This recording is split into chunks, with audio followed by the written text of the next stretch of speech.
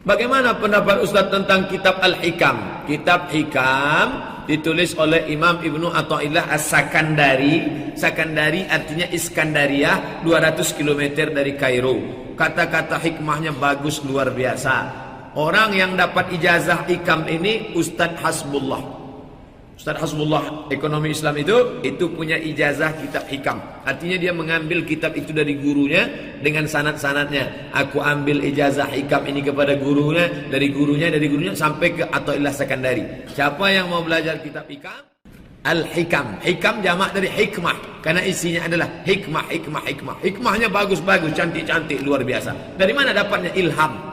Hatinya bersih, dapat ilham. Dia penganut tarekat. Nama tarekatnya Syaziliyah, yang dikembangkan oleh Abul Hasan Asy-Syadzili. Syekh Muwaffaq yang datang kemari dulu, nah itu pengamal kitab Hikam.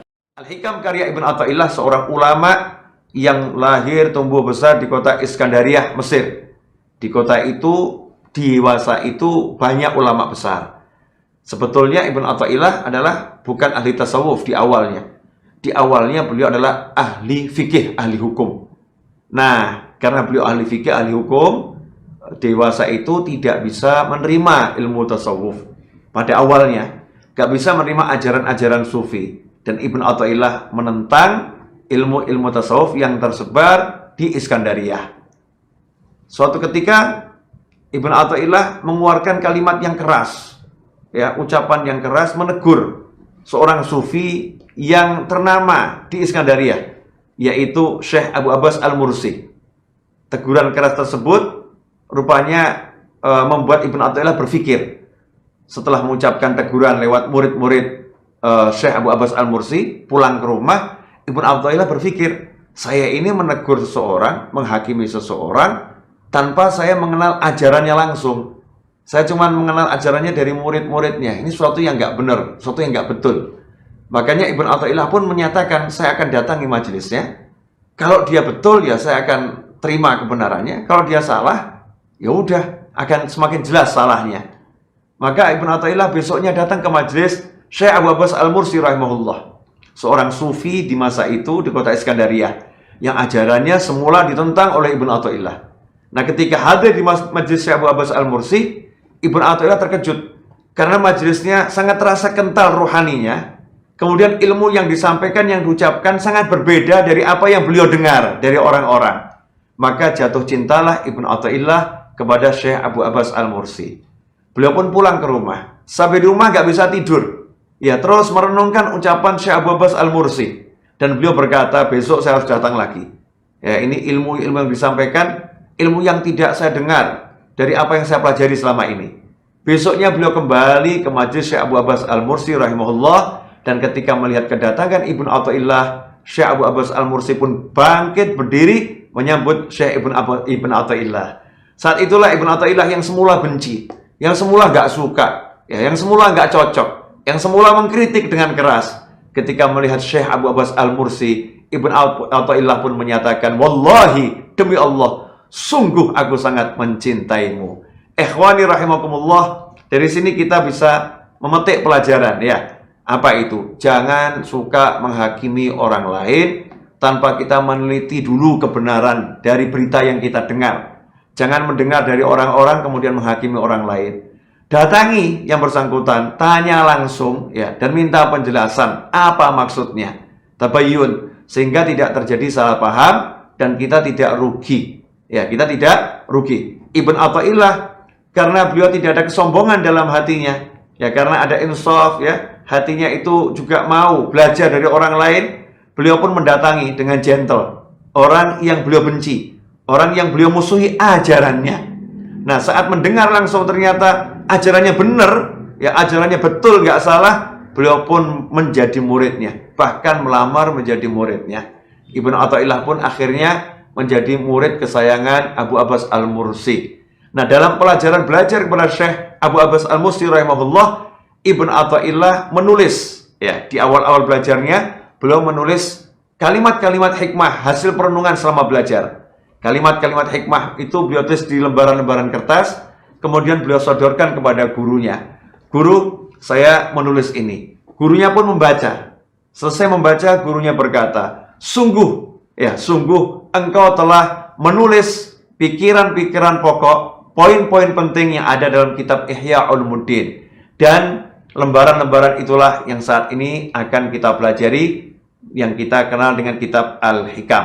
Artinya, kitab Al-Hikam adalah kitab pertama yang ditulis Ibnu Athaillah dan sudah beliau sodorkan kepada gurunya, diteliti oleh gurunya, dan gurunya pun memuji kitab ini adalah pikiran-pikiran pokok Ihya Ulumuddin, poin-poin penting kitab Ihya Ulumuddin yang dikarang oleh Hujjatul Islam Imam Ghazali rahimahullah.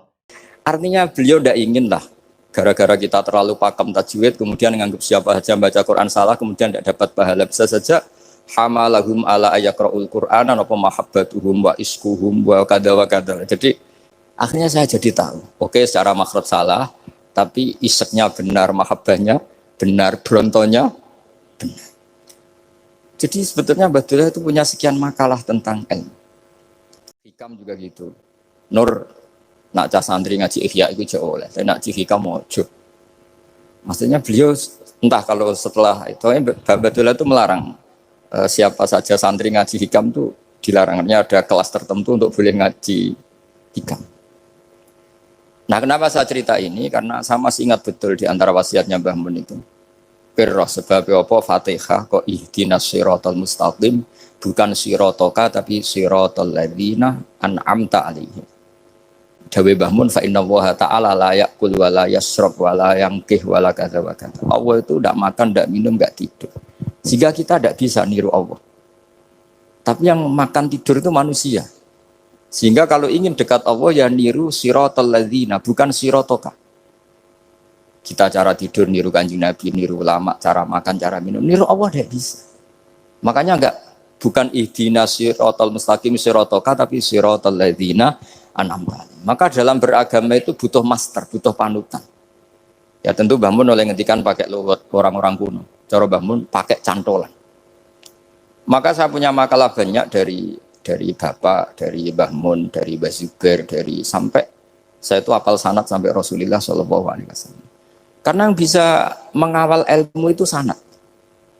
Termasuk saya di sini bawa kitab Ar-Risalah Al-Qusairiyah. Nanti saya baca beberapa panutan kita. Di sini ada Abdul Qasim Al-Junaidi, ada Abu Yazid Al-Bustami, ada banyak ulama yang ditulis Ar-Risalah Al-Qusairiyah. Dan itu yang membentuk Imam Ghazali, kitab Ar-Risalah Al-Qusairiyah. Tapi sekarang kita ini tidak belajar lagi tentang tasawuf. Tasawuf itu Abdul Qasim Al-Junaidi jadi wali itu bukan wiridannya terlalu banyak, enggak. Beliau pernah bikin satu kalimat yang menjadikan Allah itu ridho. Kalimatnya begini, kalau malam beliau wiridan gini, ya Allah, kenapa engkau ngasih rezeki saya, padahal engkau tidak butuh saya. Kalimatnya sederhana. Kalau seorang majikan ngasih servis sama karyawannya, memang butuh pekerjaannya. Orang tua ke anak butuh kasih sayangnya. Tapi engkau ini zat yang tidak butuh saya, tidak butuh kita. Ngapain ngasih? Jadi punya sisi betapa Allah itu luar biasa. Wong tidak butuh kok. Ngasih itu kan luar biasa. Jadi karena mensifati seperti itu Allah itu ridho. Itu luar biasa. Normalnya orang memberi itu kan, apalagi orang memberi kiai itu kacau sekali. 1.000 jaluk swarga. Salam template 1 juta aja jaluk apa? Swarga itu parah lagi. Nanti kalau enggak masuk surga tunda-tunda. Itu ngeri lagi itu. 1 juta minta apa? Surga. Sayyidina Ali itu diantara sebabnya beliau dekat Allah itu karena muamalahnya sama Allah itu benar. Di antara muamalah itu yang diriwayatkan di kitab Ar-Risalah Al-Qusairiyah adalah masyhur itu.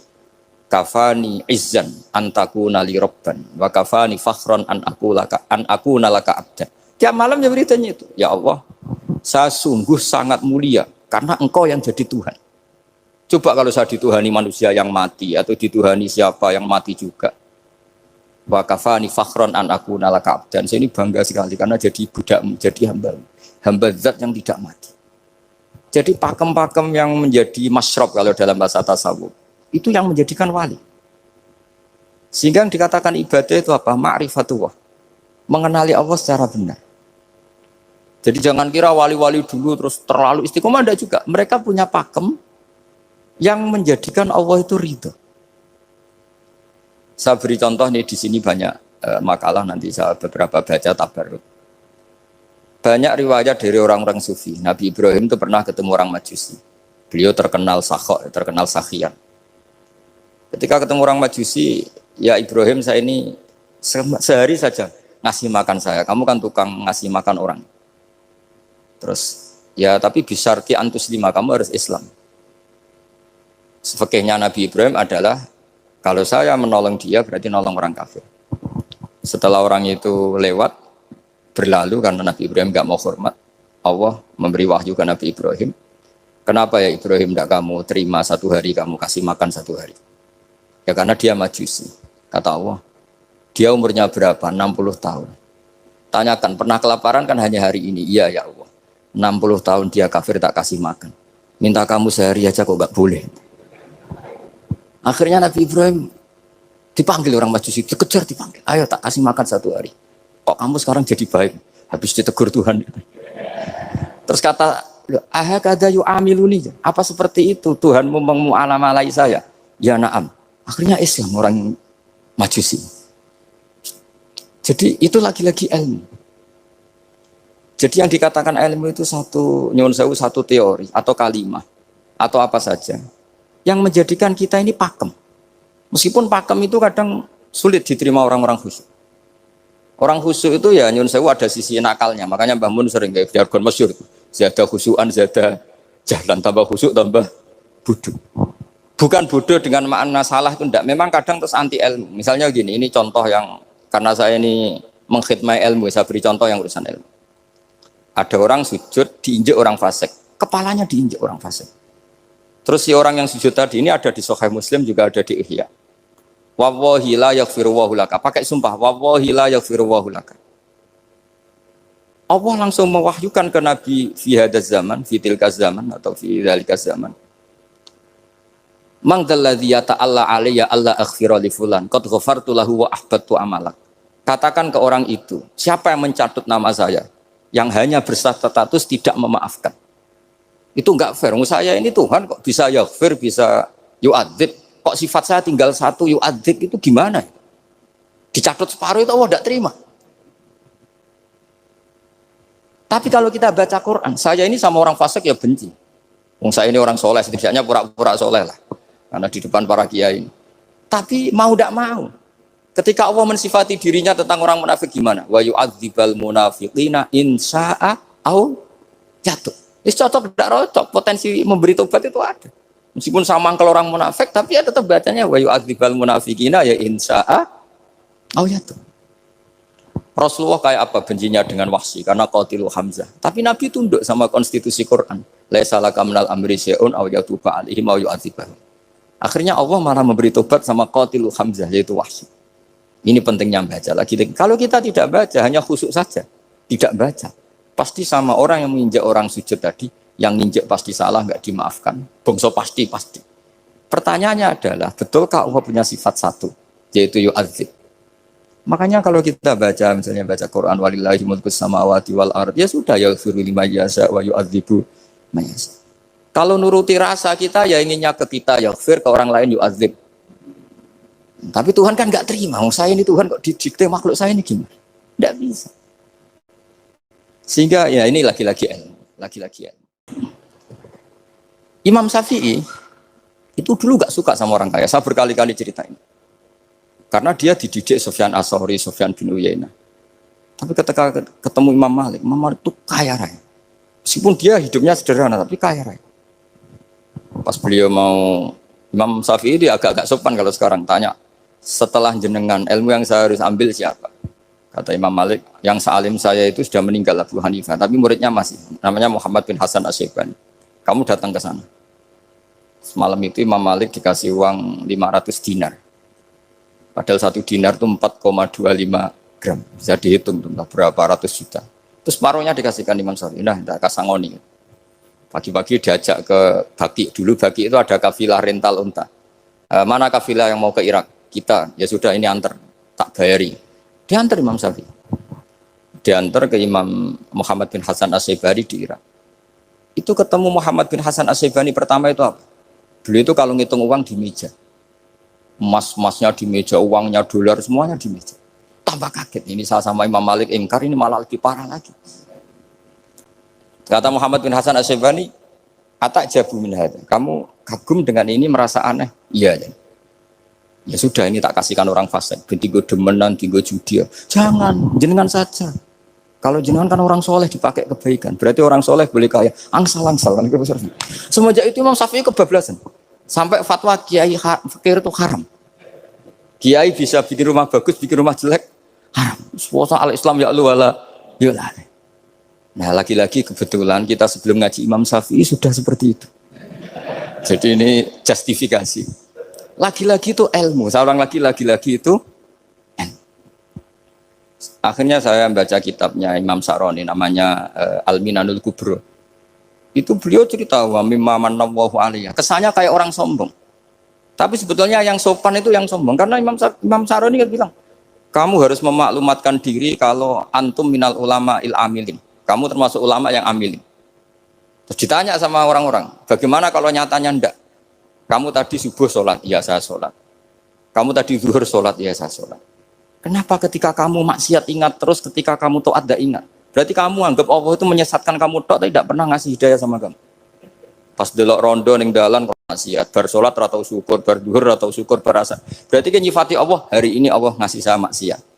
Sementara lupa kalau Allah ngasih sholat duhur, sholat asar, sholat maghrib, sholat. Oh sudah di situ Al-Minanul Kubro, pokoknya orang itu soleh semua. Nah saya itu termasuk orang yang didikte oleh kitab, terbentuk oleh kitab Al-Minanul Kubro. Jadi di situ hidup itu enak semua. Makanya saya itu masih ingat dialeknya dua orang alim. Nggak berusaha sebut, ini agak sensitif karena ceritanya itu ada anaknya kiai mau nyalek. Karena dia anaknya kiai tanya, Mbah, dalilnya nopo nanti yang kepengen jadi jabatan, mencari jabatan itu sah. Kalau yang jawab tak sebut gak apa-apa namanya. Jawabnya Mbah Mun, oleh gak apa-apa. Nabi Yusuf juga ada jabatan. Terus beliau baca, qalat alni ala khuzainil ardi inni khafifun alim. Nabi Yusuf juga ada jabatan. Ya Rabbi. Didebat sama orang alim. Itu Nabi Yusuf, syariatnya itu mansukhoh di syariati Rasulullah Muhammad SAW. Setelah tamunya pulang, Mbah Mun dibantah gitu. Dari Mbah Mun gini bilang, anut kiai wae oleh pemenang anut nabi. Sama ingat kalimatnya. Anut kiai wae oleh pemenang anut. Artinya Nabi Yusuf kan minta jabatan ij'alni ala khuzainil ard. Jadi akhirnya semenjak itu fikih-fikih ilmu tadi saya ulang lagi. Akhirnya saya cari, termasuk saya disuruh Mbah Mun. Saya golekno dalile nak wong soleh kok oleh jabat. Batinku, wong dalil kok diorder saya ya sempat. Ternyata saya cari-cari ya tadi am yahsudunan nasa alama atahum wa min fadlillah faqad ataina ala Ibrahim alkitab wal hikmata wa atainahum mulkan azim. Keluarga Nabi Ibrahim di antara sifat yang disebutkan Allah adalah dikasih mulkan azim. Sebab itu akhirnya kiai Indonesia itu mazhabnya Syafi'iyah semua. Politik ya kerso, jabat ya kerso, proposal ya kerso. Saya ini maksud saya ini yang menyelamatkan ilmu. Kalau orang khusyuk pasti gedeng. Kiai kok gelem proposal, kiai kok para pejabat. Tapi orang ilmu setuju. Nah saya nggak tahu setujunya itu bawaan ilmu apa bawaan nafsu tadi itu yang mulai saya data. Nah kalau saya kan bawaan ilmu saya baca.